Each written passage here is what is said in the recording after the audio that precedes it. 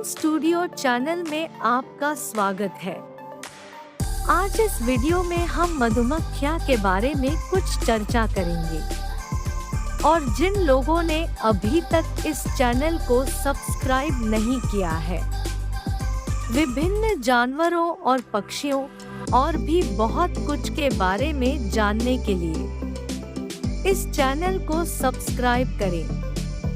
मधुमक्खियाँ सामाजिक, सक्रिय और लाभकारी कीट मानी जाती है।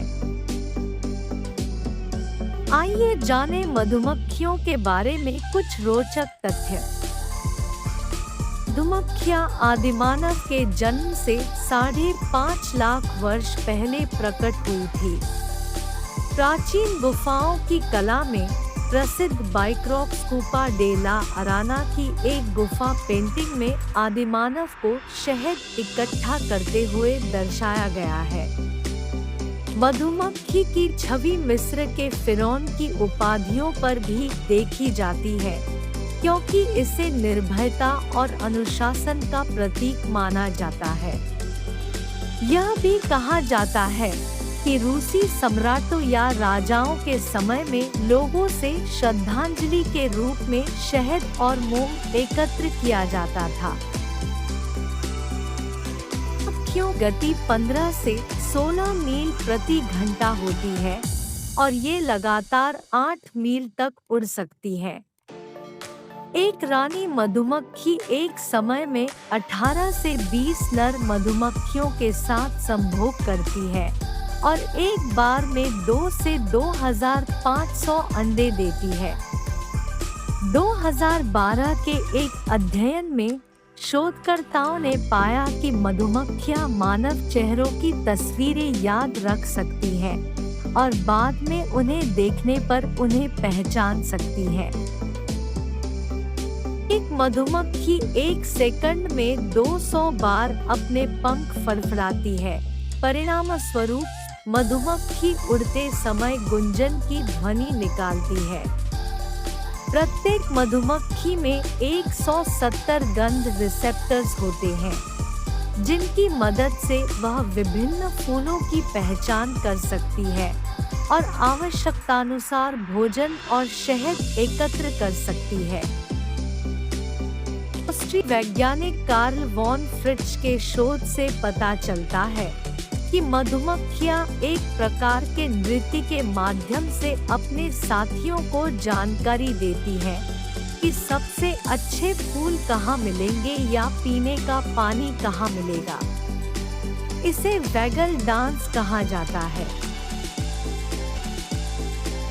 गर्मी के दौरान घोंसले का तापमान बढ़ने से रोकने के लिए कुछ श्रमिक मधुमक्खियाँ बाहर से पानी लाती हैं और घोंसले के अंदर छिड़कती है।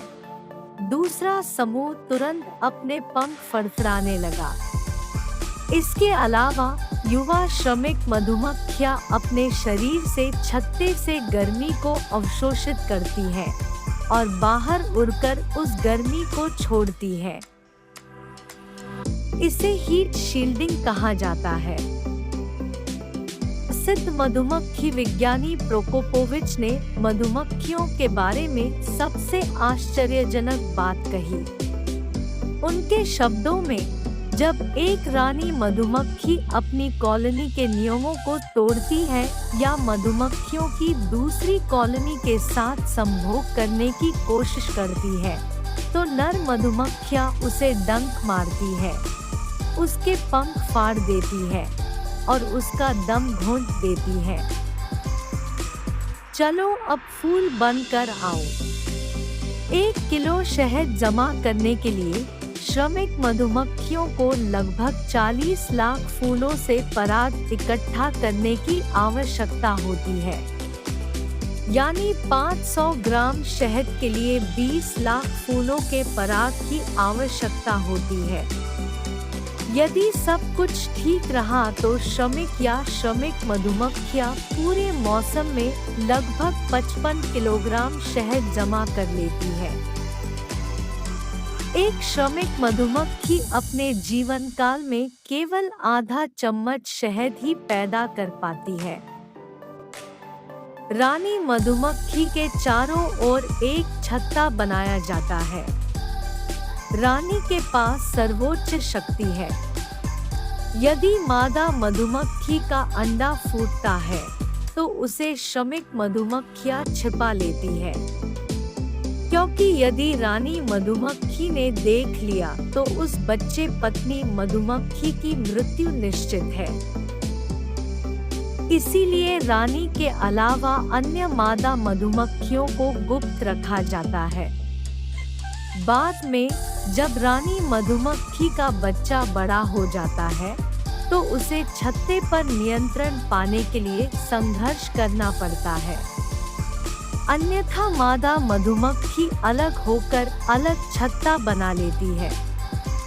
तो दोस्तों, आज के लिए बस इतना ही। अगले वीडियो में फिर मिलेंगे, तब तक के लिए अलविदा।